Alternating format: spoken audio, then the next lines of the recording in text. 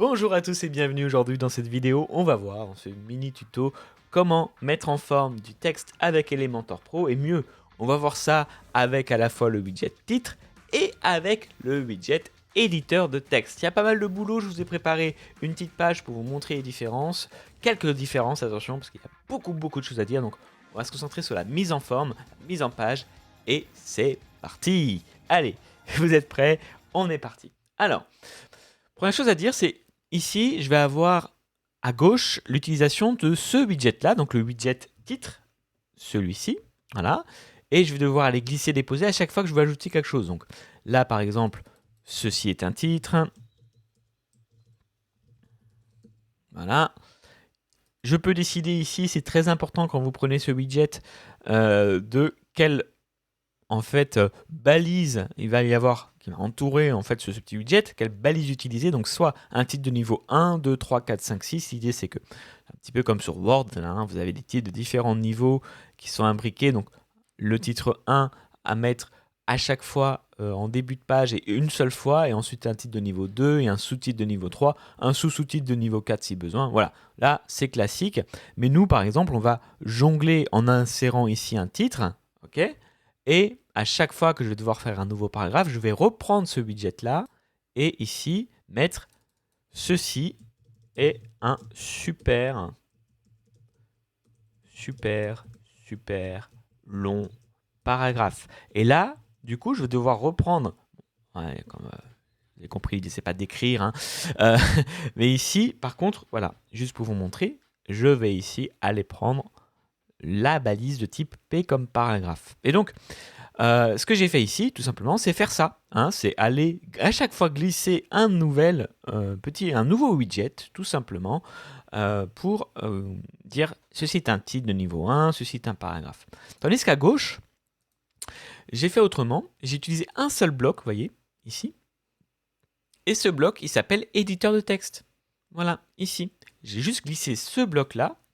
Et donc, quelles vont être les différences? Alors, je pourrais ajouter plusieurs blocs de texte comme j'ai fait de l'autre côté, mais ce n'est pas la philosophie de ce bloc-là. Hein, vous voyez d'ailleurs, il y a beaucoup d'espace entre les deux. Par défaut, ce n'est pas forcément fait pour. La philosophie, c'est d'avoir vraiment un bloc entier dans lequel vous allez cette fois-ci éditer à l'intérieur. Ce que je vous propose du coup, c'est qu'on regarde un petit peu avec un cas concret, ça sera plus simple. Comment je vais faire pour, par exemple, ajouter une image à côté de lorem ipsum. Voilà, je vais ajouter une image à gauche.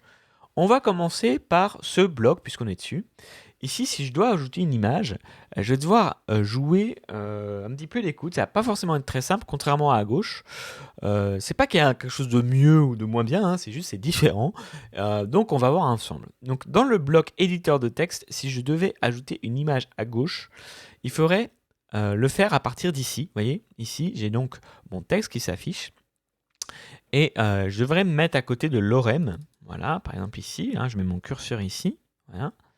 Et je dois cliquer sur ajouter une image. Alors, vous voyez qu'ici, c'est pas très confortable, j'ai pas beaucoup de place. Alors, si je veux, je peux agrandir en cliquant ici le texte, en allant aussi ici avec la barre latérale, ou même mieux, je peux aussi agrandir encore plus grand en cliquant sur le bouton plein écran. Parce que là, je sors d'Elementor pour aller complètement sur mon éditeur. C'est quand même un petit peu plus sympa, mais vous voyez que là, par exemple, ici, je n'ai plus l'option pour ajouter une image, donc je vais d'abord cliquer sur ajouter un média. Je vais prendre un média au pif, je clique sur insérer dans la publication, voilà, et par défaut du coup, alors si je le mets en plein écran, hop, je vois qu'il s'est quand même plutôt bien mis, il s'est mis à gauche.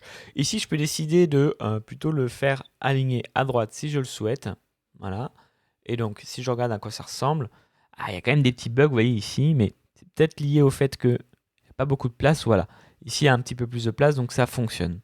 Okay. Si je veux faire la même chose à gauche avec ce texte, comment je vais procéder? Je vais ajouter une image. Alors, on va faire d'ailleurs, on va faire autrement. Si vous voulez bien, on va se laisser un petit peu plus de place. On va dupliquer ça. Voilà. Donc ici, on va supprimer cette colonne pour vraiment voilà, laisser la place. Ça, je garde de côté pour d'autres tutos. Donc, je garde le côté colonne côte à côte. Et ici, je vais supprimer du coup cette colonne-là pour avoir plus de place. Ok. Alors ici, toujours pareil, je vais vouloir faire la même chose, donc ajouter une image. Vous voyez que bon, là en responsive ça marche pas très bien, mais je vais ajouter une image à côté de l'orem, du premier paragraphe, donc ici on va dire. Voilà. Ici, comment je vais faire? Alors ici, la différence avec tout à l'heure, c'est que je peux directement aller sélectionner des paragraphes. D'ailleurs, l'orem c'est celui-ci, et les changer de place. Là où de l'autre côté, je vais devoir le faire à la main, entre guillemets. Donc ici, sélectionner un texte et le changer de place, faire un copier-coller. C'est un petit peu plus intuitif ici dans l'éditeur de texte, puisque je vous rappelle, hein, j'ai tout simplement à chaque fois inséré un nouveau petit élément. Et donc, j'ai la main sur chaque petit bloc, puisque je l'ai fait à la main. Bon.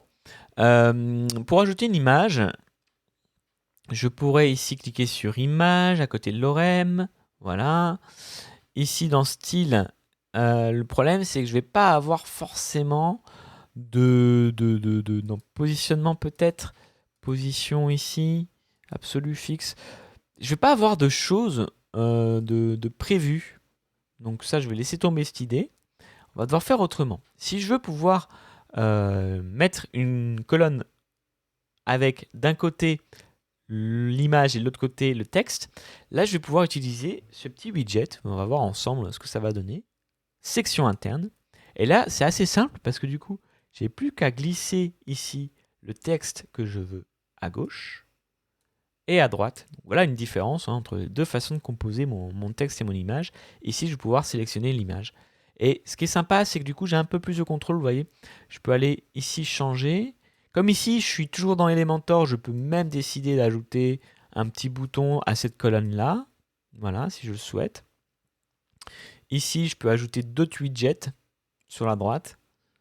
Donc vraiment, je suis un petit peu plus libre. Par exemple, si ici, je veux ajouter également à cette colonne, puisque c'est une colonne, c'est sectionnable, une couleur de fond.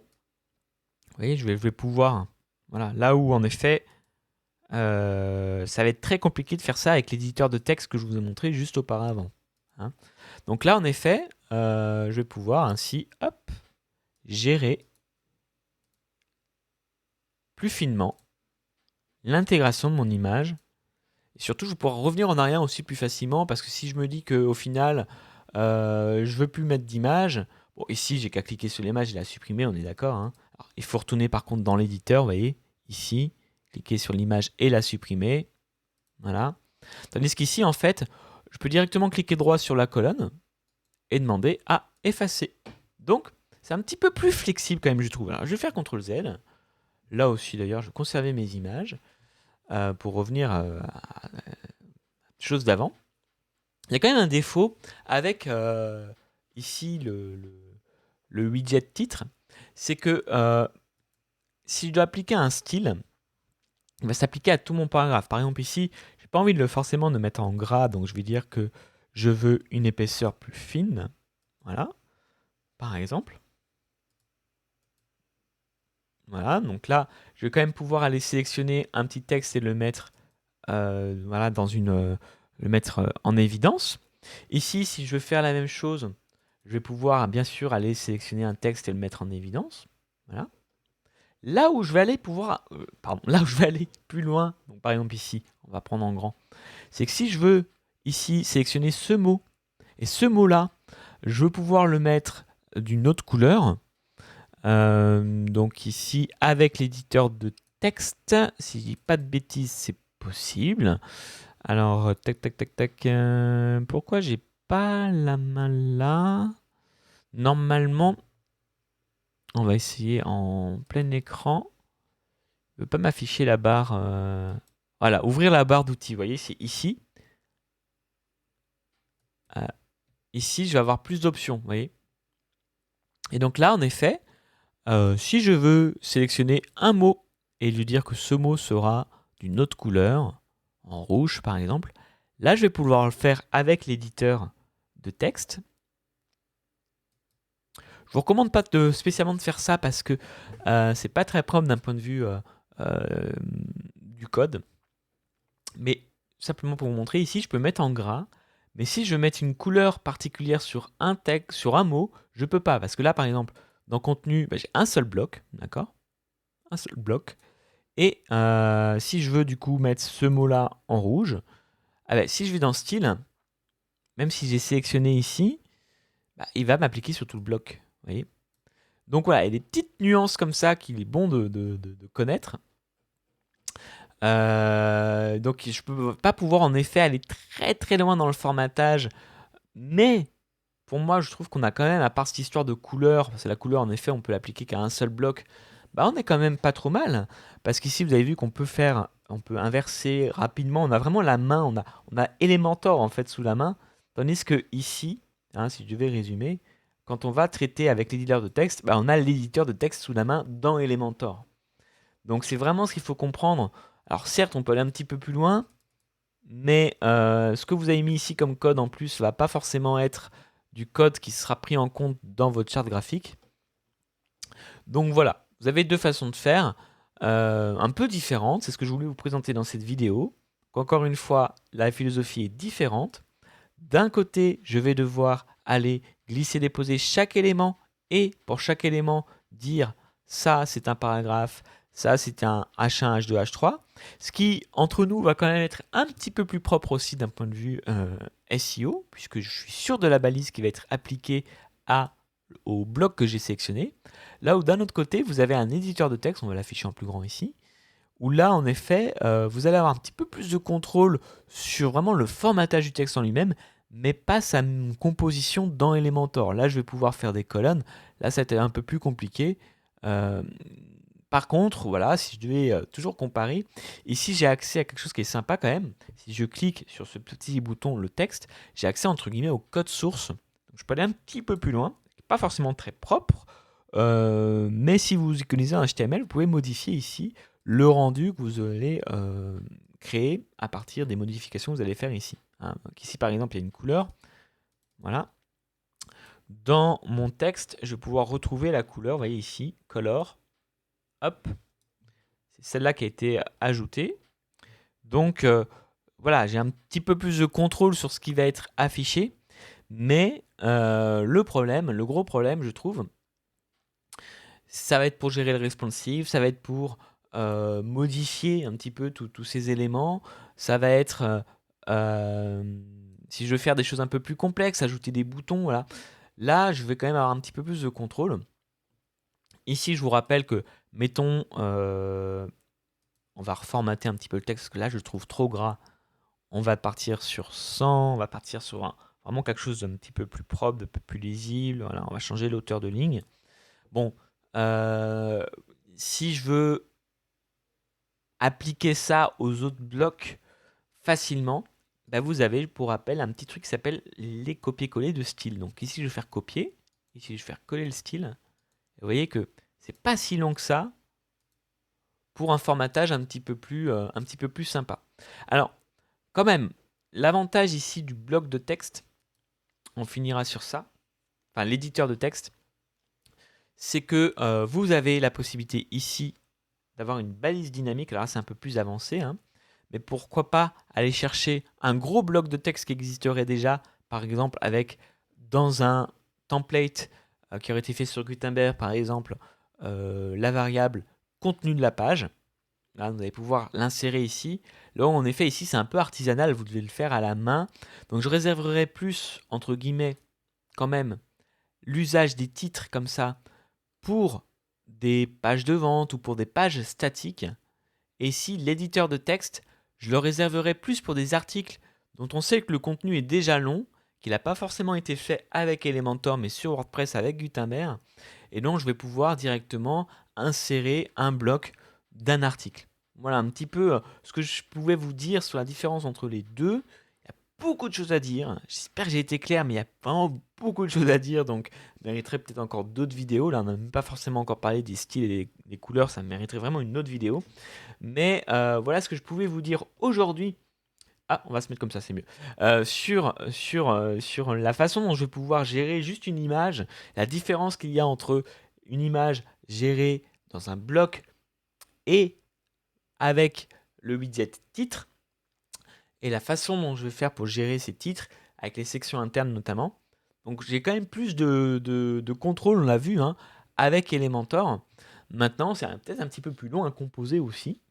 même si c'est plus rapide à changer par la suite. Comme je vous disais ici, il n'a plus qu'à prendre la colonne et à la changer. Là où de l'autre côté, je vais devoir aller dans l'éditeur, ici, modifier mon image pour la changer de place. Et je vais devoir gérer, vous voyez ici, il y a des petits soucis de, de- de placement, là où en fait, je ne veux pas l'avoir ces soucis-là avec Elementor. Donc voilà, je vous laisse maintenant un petit peu, que vous avez eu ces différences-là, prendre en main l'outil.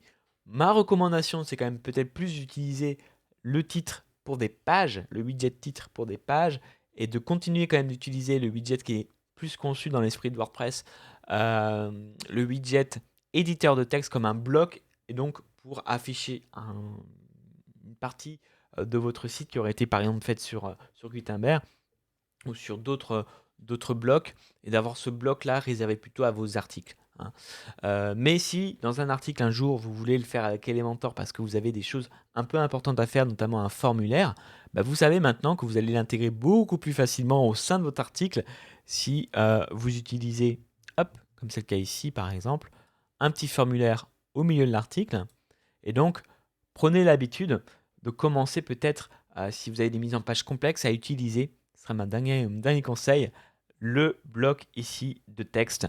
Vous connaissez maintenant l'idée, il va falloir que pour chaque bloc que vous allez mettre de côté, glisser-déposer, vous ayez tout simplement choisi, est-ce que c'est un paragraphe ou un titre, et vous avez vu que ça vous permet quand même de vraiment d'exploiter toute la puissance d'Elementor et de composer des articles ou des pages assez complexes. Voilà. Bah écoutez, j'espère que ce petit tuto sur la différence entre les titres et l'éditeur de texte vous aura plu. D'un côté, on a un bloc, de l'autre côté, on a des choses à glisser-déposer pour réagencer, notamment avec les sections internes. Et quant à moi, je vous dis à très vite pour un prochain tuto sur Elementor Pro, WordPress et sur votre marketing. D'ici là, à très vite. N'hésitez pas à vous abonner si cette vidéo vous a plu pour en découvrir d'autres. On se retrouve tous les mardis et tous les jeudis. Et je vous dis à très vite. Ciao, ciao!